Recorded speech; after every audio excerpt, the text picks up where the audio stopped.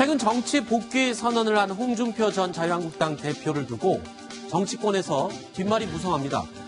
정치구단 박지원 민주평화당 의원이요, 홍준표 전 대표의 미래를 이렇게 예언했습니다. 당대표 출마하지 않을 거예요. 이분이 머리가 얼마나 좋아요. 자기가 당대표 나오면 떨어진다는 것을 아는데 나오겠어요. 이렇게 키워가지고 대구를 갔잖아요. 거기서 국회의원 돼서 다음 대통령 후보를 노릴 것이다. 현재 발언 내용들이 전부 사실은 그분이 이명박 파인데 박근혜 파로 지금 가고 있잖아요. 네, 대선 행보이고 자기 총선의 발판을 굳히는데 또 자기가 중앙정치를 하는데 존재감을 그런 식으로 나타내고 있다. 정치권의 예언가, 이른바 박스트라다무스다라는 별명도 가지고 있는데, 박지원 의원이 예측하는 것들이 뭐 다 맞는 건 아니지만 상당 부분이 그대로 되는 경우가 많아서 이런 얘기가 나오는 것 같습니다. 그러니까 당권 도전은 안 할 것이다. 홍 전 대표가 다음 대권을 준비할 것이다. 이렇게 또 예언을 그냥 명백히 던져버렸군요. 네, 저도 박지원 의원의 이런 분석을 굉장히 흥미롭게 보고 있는데요. 15대 총선 때 원래 이 홍준표 전 대표를 영입하려던 분이 DJ였어요. 그리고 DJ 집권 내내 5년 내내 저격수로 활동한 분이 바로 홍준표 전 대표입니다. 네. 그렇기 때문에 박지원 의원 같은 경우는 더더욱이 홍준표 전 대표에 대해서 아주 관심이 많죠. 아하. 네, 그런 차원에서 이 대선 후보 같은 경우는 확고부동한 지지 기반, 흔들리지 않는 지지 기반, 바로 지역입니다. 네. 이거는 지역주의하고는 조금 거리가 먼 다른 결의 이야기인데 네. 그러기 위해서라도 다음 총선 대구로 갈 것이다.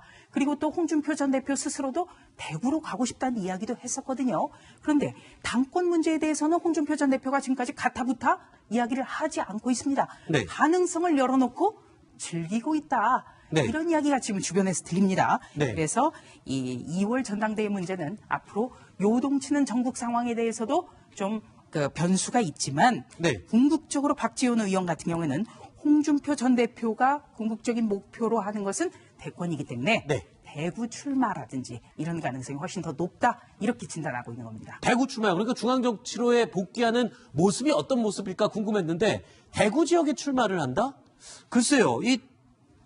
왜 대구일까요? 물론 대구가 지금 본인의 정치적인 근거지다라고 생각을 하고는 있습니다만, 일단 전통적인 이른바 보수 세력의 주된 근거지가 네. 이제 대구 경북 지역이고, 본인이 거기에 또 연고가 있고, 그리고 차기의 어떤 새로운 대권 행보를 노린다면 지역적인 기반을 갖춰야 되고, 그랬을 때 가장 역시 적절한 곳이 대구 아니냐, 뭐 네. 이렇게 이제 볼 수 있는 건데, 아직 시간이 이제 뭐 다음 총선까지도 좀 시간이 남아 있고 여러 가지 변수들이 있기 때문에 아마 당내에서도 만약에 홍 전 대표가 대구 쪽에 출마한다고 했을 때 그런 부분에 대해서 그렇게 쌍수를 들어서 환영할 가능성은 저는 많지는 않다라고 봐요. 아하. 너무 편한 대로 가는 거 아니냐. 그렇죠. 오히려 수도권에서 격전지에서 뭔가 자신을 던지는 모습을 통해서 새로운 어떤 그런 정치인을 거듭나야 되는 거 아니냐. 이런 논리가 분명히 또 나올 것이거든요. 그렇죠. 그렇기 때문에 지금 현 단계에서는 박지원 의원의 분석도 저도 상당히 일리가 있다고 보는데, 앞으로 많은 변화 속에서 홍 전 대표가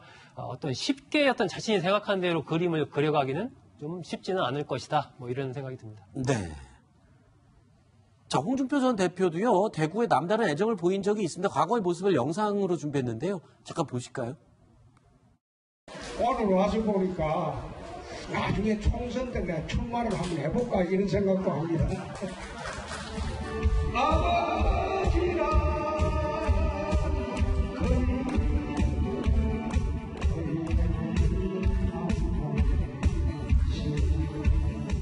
사실 초중고등학교 대구에서 나오고 내 대구에서 한번 정치를 해보려고 시도를 한 게 이번이 4번째입니다. 이번에 대구에 빈자리가 있어 내려옵니다.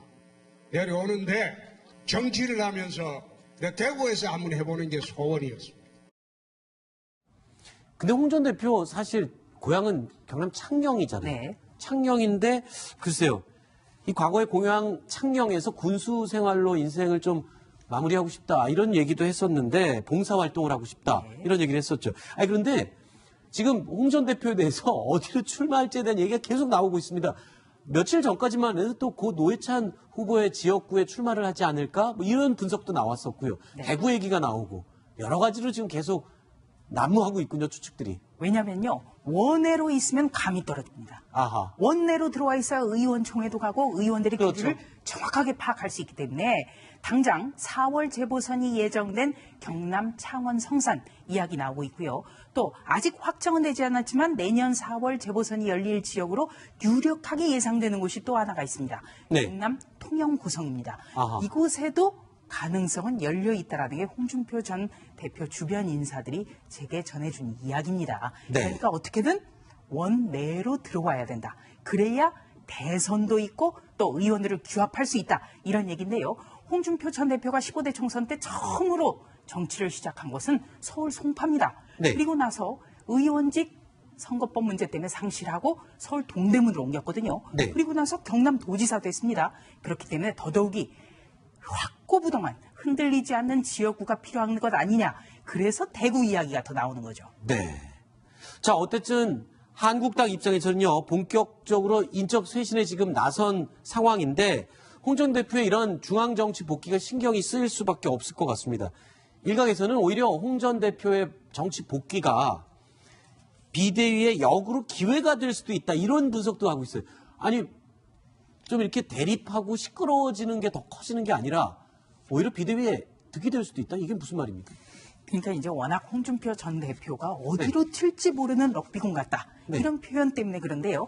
지금 김병준 비대위 체제가 1기가 지났습니다. 시한이 지금 2월 중순까지 정도로 예상이 되는데 1기는 조강특위. 조강특위 의원 문제 때문에 굉장히 흔들렸습니다. 그런데 2기는 다시 또 당권 주자들의 문제라든지 또 친박의 반발이라 또 영남 중진 이런 분들의 반발이 예상이 되고 또 김병준 비대위 체제가 반드시 개혁해야 된다라는 인사 대상으로 지목한 사람이 책임론에 있는 사람 이렇게 네. 지목을 했기 때문에 홍준표 전 대표를 조준했다고 볼 수도 있거든요. 네. 여기에 대해서 홍준표 전 대표는 가만히 있지 않고 오히려 반격을 할 것이다. 네. 그리고 또 지목 대상, 그러니까 영남 중진이라든지 TK, 대구 경북에 있는 많은 의원들이 당협위원장이라는 차기 총선의 네. 디딤돌을 뺏기지 않기 위해서 홍준표 전 대표로 결집할 수 있다. 이런 분석도 나오고 있습니다. 그렇군요. 어떻게 펼쳐질지 아직 아무도 명확한 예측을 할 수 없는 상황입니다. 그런 가운데 그동안 당 내부 동요를 우려해서 강경 발언을 자제해왔던 김병준 비대위원장이요. 오늘 당 혁신을 위한 칼자리를 자처하고 나섰습니다. 지난 몇 개월 동안 비대위원장으로서 나름 당을 관찰하고 나름 다는 아니지만 의원님들에 대해서 나름대로 판단을 가질 수 있는 기회가 그래도 몇 달은 있었습니다. 조항의 결정과 별도로 제 판단이 있을 수 있다는 이야기입니다. 당연히 제한적이 되겠지만 이런 부분에 대해서 비대위원장의 권한을 저는 행사하려고 합니다. 다음 지도부가 조강의 권한과 별도로 다음 지도부가 다시 복귀를 시키든 아니든 혹은 무소속으로 출마해서 당선이 되어 들어오시든 아니든 저는 신경 쓰지 않겠습니다. 어떤 당내의 비판과 비난도 감수할 생각입니다. 이 조직강화 특별위원회 얘기 나왔을 때 패널들 중에 제일 먼저 그 차도살인 얘기를 막 열심히 외쳐댔던 김태호 변호사님. 그랬어요, 제가? 지금 이 차도살인을 이제 접고 직접 이제 칼을 들겠다. 그 얘기잖아요. 그렇죠. 사실 이제 비대위 처음에 출범할 때부터 사실은 뭐 이렇게 외부의 어떤 인적 쇄신도 없었고 그리고 뭐 어떤 특별한 어떤 보수의 가치 얘기를 하지만 그것에 대한 뭐 성과를 내놓은 건 없었거든요. 근데 그때마다 이제 비대위의 관계자들 하는 얘기는 뭐였냐면 아니다. 우린 내부적으로 발표를 안 할 뿐이 내부적으로 스케줄대로 준비돼가고 있다는 얘기를 항상 해왔습니다. 네. 비대위 출범한 첫날부터 정말 며칠 전까지를 그런 얘기를 했거든요. 그런데 이제 비대위가 한 전반기까지 이제 후반기를 맞이한 거죠. 내년 2월에 전당대회를 한다고 보면 이제 사실 가장 중요한 시기거든요. 뭐 얼마 전에 아이노믹스 같은 것도 발표했고 나름대로 정책적인 것들이 나오는 것 같고 가장 중요한 인적 성산에 대해서도 일단 전원책 조강특위가 실패하긴 했지만 어떤 의미에서 보면 김병준 위원장 입장에서 보면 전권을 준다 하는 전원책 변호사가 해촉이 되고 다음 타자가 들어가지 않았습니까? 그러면 사실은 조광특위의 권한은 예전에 전원책 변호사 있을 때보다는 조금은 약해질 수밖에 없는 노릇이거든요.